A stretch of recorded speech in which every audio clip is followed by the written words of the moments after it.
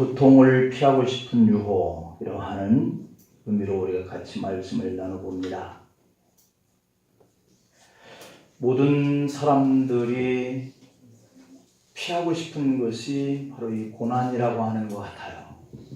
모두가 다 힘든 일은 피하고 싶은 마음들이 다 일어나는 것 같습니다. 기도하는 일도, 전도하는 일도, 예배드리는 일도, 주일 지키는 일도 다 이렇게 힘든 일인데, 우리가 아무리 힘들지만 그것을 우리가 지키는 것, 감당하는 것, 이것이 오늘 예수님이 우리에게 가르쳐 주신 그런 메시지라고 생각이 들어요. 힘들지만 피해서는 안 되는 것, 그래서 힘들기 때문에 피하라고 유혹이 들어오는 것, 이러한 일들을 우리가 어떻게 감당해야 할 것인가 하는 의미를 오늘 우리가 살펴봅니다. 여러분은 가끔씩 내가 누구인가 하는 이런 생각들을 해보신 적이 있는지요? 내가 누구인가? 나는 무엇을 하는 사람인가? 이런 생각들을 해볼 때 그것이 바로 자기 정체성이다 라고 하는 것이에요. 그래서 정체성이라고 하는 것은 내가 무엇하는 사람이고 내가 누구인가, 이것을 생각할 줄 아는 사람은 자기의 목표한 인생의 길을 제대로 갈 수 있다 라고 그럽니다. 나는 누구인가, 인간이란 무엇인가 하는 이런 질문을 계속 할 수 있는 사람, 그런데 이것을 놓치는 사람은 자기의 인생에 살아갈 방향을 잃어버린다 라고 그래요. 우리가 교회를 섬기거나 내가 믿음의 길을 가거나 내가 직장과 사업의 일을 해 나갈 때 내가 왜 이것을 해야 하는가 라고 하는 이런 정체성, 이것을 잃어버리면 내가 나를 놓아버린다 라고 하는 것이거든요. 마태복음 3장의 뒷부분에 보면은 예수님께서 요단강에서 세례를 받으시고 물 위에서 올라오셨을 때 하늘이 열렸다라고 기록되어 있거든요. 그런데 그 열린 하늘에서 한 음성이 들렸는데, 이는 내 사랑하는 아들이요 내 기뻐하는 자라. 하나님이 예수님을 향하신 내 아들이다 라고 하는 분명한 음성이 선포되고 있어요. 이제 막 공생애를 시작하려고 하는 예수님을 향한 하나님이 예수님에 대한 정체성을 하늘 문을 열어서 들려주셨다라고 하는 사실이에요. 너는 내 아들이다. 이는 하나님의 아들이다. 기뻐하는 하나님의 아들이다. 이 음성이 들렸어요. 저와 여러분들은 하나님의 자녀인 것을 믿습니다. 이 음성이 성경을 통해서 우리에게 선포되었어요. 이 말씀에는 굉장히 많은 교훈이 담겨져 있거든요. 하나님이 예수님을 이 땅에 보내신 목적을 말씀하고 있기 때문이에요. 예수님이, 하나님이 너는 기뻐하는 아들이다 라고 하는 이런 음성이 들린 것은 예수님의 정체성에 대해서 선포한 거고, 예수님은 그 음성을 들으면서 그래 나는 하나님의 기뻐하시는 아들의 길을 가야지 라고 하는 목적을 깨달을 수 있는 그런 음성이 든 거거든요. 그런데 마태복음 4장의 오늘 이 본문의 시작의 부분을 보면은 마귀가 예수님께 다가와서 시험을 했다라고 하는 것으로부터 시작이 돼요. 3장 끝부분에서 보면은 하나님의 음성이 너는 내 사랑하는 아들이다 라고 하는 이런 음성이 들려왔는데, 4장에서 시작하는 첫 부분이 그러한 예수님을 향한 마귀가 다가와서 시험을 시작했다라고 하는 것으로 이어지고 있거든요. 마귀는 예수님께 다가와서 네가 만일 하나님의 아들이거든 아들과 같은 일을 해보라 라고 하는 요청을 하고 있어요. 까짓것 내가 하나님의 아들인데 하나님의 아들다운 모습을 내가 못 보일 줄 알아? 할 수 있잖아요. 근데 그것을 하지 않는 것, 이것이 우리의 정체성이고 예수님의 정체성이 하는데, 그런데 그것을 하고 싶어하는 마음이 일어나는 것, 이게 바로 유혹이거든요. 마태복음 3장에서 하나님이 예수님께 이는 내 사랑하는 아들이요 내 기뻐하는 자다 라고 하는 이 말씀하신 것을 마귀도 들었던 거예요. 그래서 마귀는 예수님께 다가와서 네가 만일 하나님의 아들이냐? 그렇다면 하나님의 아들다운 이적을 한번 보여봐 라고 하는 것이 예수님께 향한 마귀의 유혹인 거예요. 시험이죠. 이것은 예수님이 하나님의 아들이다 라고 하는 이런 정체성을 보여야 하지만 그러나 하지 말아야 하나 해야 하나 하는 이것은 인간적인 예수의 고뇌의 문제였다라고 하는 거예요. 그것도 예수님이 40일 금식을 하신 그러한 바로 가장 육신적으로 약할 때, 그때 다가온 시험이었어요.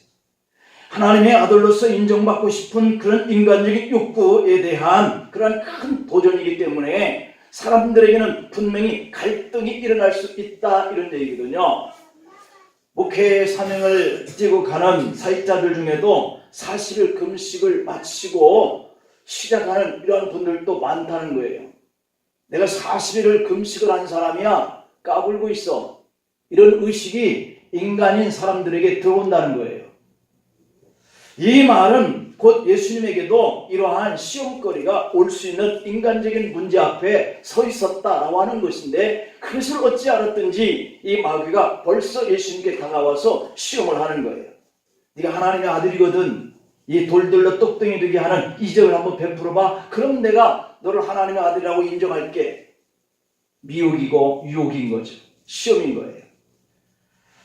하지만 이것을 하든지 안 하든지 상관없이 하나님은 이미 예수님을 향하여서 내가 기뻐하는 하나님의 아들이야 라고 선포했다는 거거든요. 내가 무엇을 해야만 하나님의 아들이 아니라 이미 하나님이 아들이다 선포하였다라고 하는 사실 앞에 우리는 나를 돌아볼 수 있는 교훈을 얻을 수 있는 거죠. 지금 예수님이 마귀의 말대로 무엇을 함으로 하나님의 아들이 되는 게 아니에요. 이미 하나님의 아들이다 라고 선포가 되어진 상태 속에서 출발하고 있거든요. 그럼에도 불구하고 마귀는 예수님에게 하나님의 아들이다 라고 하는 정체성을 보여봐 라고 하는 거거든요. 이것을 안 해야 되는 입장 속에서는 해봐, 그러면 인정할게 라고 하는 것에 대한 시험인 거죠. 이것이 마귀의 유혹이요, 우리에게 접근하는 동일한 속임수입니다. 그런데 마귀는 예수님께 돌로 떡이 되게 함으로 네가 하나님의 아들이 될 수 있다 라고 하는 말로 다가온 거예요. 이 정체성이라고 하는 이 말은 우리 자신에게 나오는 것이 아니라 하나님으로부터 나의 나됨의 정체성이 이미 주어진 것으로부터 우리가 있는 것인 줄 믿습니다. 아멘. 누가 인정하든지 아니하든지 나는 하나님의 아들이요 딸인 거예요. 아멘. 신앙생활에서도 마찬가지잖아요. 우리가 아무리 노력을 해도 우리에게서 선한 것이 나올 수 없다는 것을 우리는 이미 학습되어 있어요. 우리가 오늘 잘했지만 내일은 실수할 수 있고, 오늘은 이렇게 말을 했지만 내일은 그 말이 뒤바뀌어지는 말을 하게 되고, 그러니 우리가 무슨 선한 것이 있겠어요? 그냥 하나님이 선하다라고 인정을 하는 것이 하나님의 아들이요 딸인 줄 믿습니다. 그러니 우리가 선하려고 해보려고 하는 모습이 시험인 거예요. 우리는 그것을 발견할 수 있는 안목이 필요해요. 우리는 다만 하나님께서 말씀하신 것을 그냥 받고 하나님 나를 그렇게 인정했다, 믿으면 되는 줄 믿습니다. 요한복음 20장 21절 말씀을 보면 예수님이 너희에게 평강이 있을지어다, 그 평강이 있는 거예요. 아버지께서 나를 보내신 것 같이 나도 너희를 보내노라, 가는 거예요. 그냥 이미 갈 수 있는 자가 된 거거든요. 하나님의 아들로 스스로 오신 것이 아닌 예수님을 볼 수 있잖아요. 예수님도 하나님 아버지가 이 땅에 그분을 우리가 찬양했던 것처럼 이 땅에 보내주신 거예요. 그래서 올 수 있는 거죠.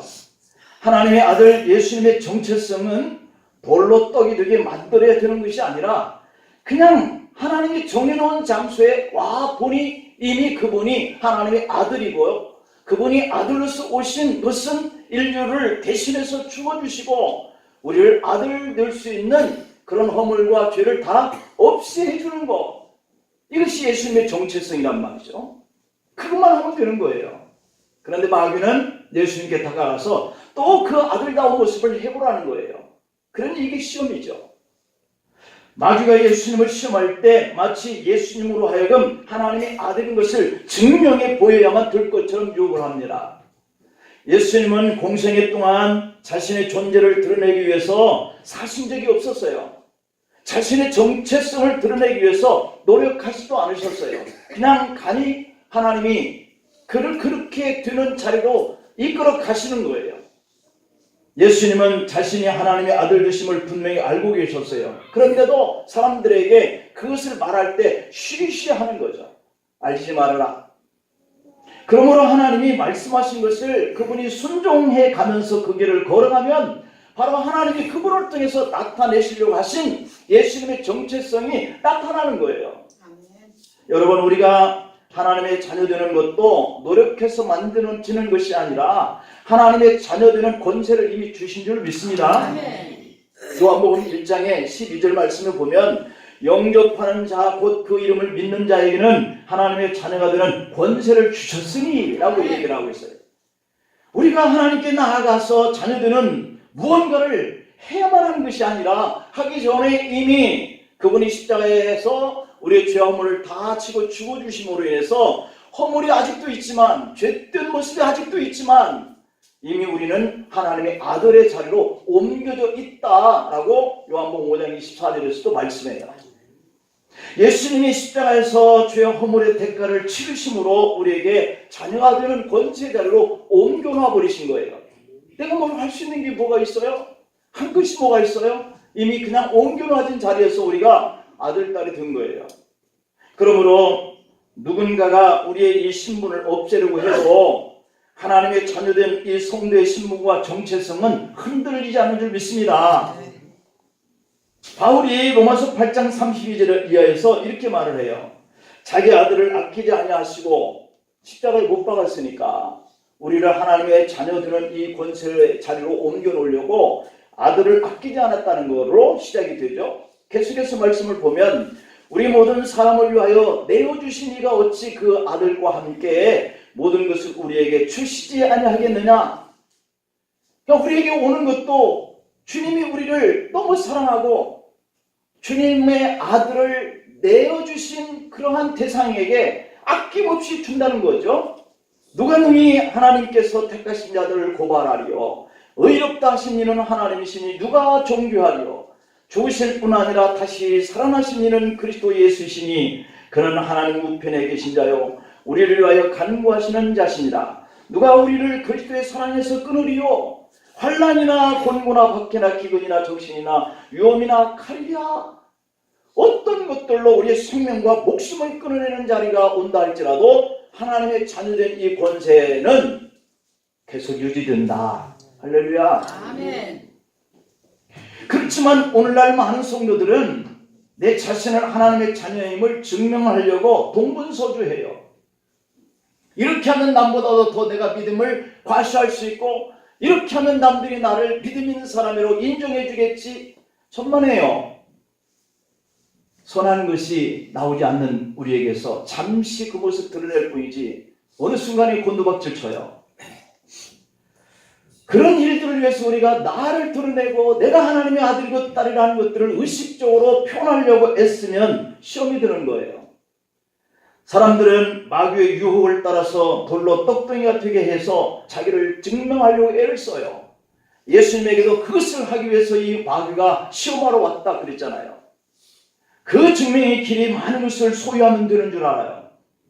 소유하는 일에 목적을 두고 자신의 존재를 증명하려고 그래요. 그런데 이것은 마귀의 전략이고 유혹입니다. 그것을 쫓아가면 갈수록 그것을 이루고 증명하려면 할수록 그것 때문에 내가 넘어지거든요. 하나님을 떠나거든요. 마귀는 그것을 전략을 가지고 우리에게 공격해요. 그래서 돌로 떡이 되게 함으로 자신을 증명하라고 말해요. 에덴 동산에서 마귀가 아담에게 시험한 것도 마찬가지입니다. 선악을 알게 하는 실과를 자신의 것으로 소유하라고 말하죠. 그러면 너도 하나님처럼 된다라고 유혹하여요. 마귀에게 이렇게 노출되는 것이 바로 아담과 하와잖아요. 너도 하나님처럼 될 수 있어. 실과를 먹어. 라고 하는 거죠. 이미 그들은 하나님처럼 함께 에덴 동산에서 낙을 누릴 수 있는 혜택을 입은 사람들이에요. 또 뭔가를 해서 하나님처럼 되려고 하지 않아도 되었던 것이죠. 그런데 그들은 그 시험에 넘어지죠. 우리가 무엇인가 하려고 할 때는 동기가 중요합니다. 내가 왜 이 일을 해야 하는 건지. 그렇지 않으면 그 때문에 시험이 들어요. 왜? 알아주지 않으니까. 내가 증명을 했는데도 나를 인정 안 하려고 하니까. 그것에서 스스로 자기가 넘어져요. 그 일을 왜 하려고 하는지, 그 목적이 무엇인지, 무엇 때문에 하려고 하는지